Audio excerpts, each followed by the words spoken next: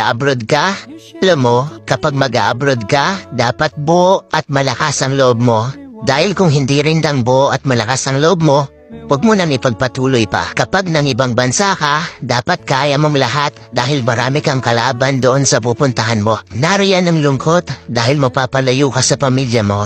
Isa yan sa pinakamalakas na kalaban na pwedeng umatake sa'yo. Nariyan din ang takot. Takot at pagkabalisa kung maayos ba ang lugar na mapupuntahan mo. Maaari ka ring panghinaan ng loob dahil tanging sarili mo lang ang tutulong sa'yo sa oras ng pangangailangan mo. Pwede ka ding ma-depress dahil sa sobrang daming problema na darating sa'yo at lalo na hindi mo pa kasama ang pamilya mo sa tabi mo. Pagkawala ng pag-asa na makakamit mo pa ba ang pangarap mo dahil kulang pa ang panggastos mo kaysa sa sinasahod mo.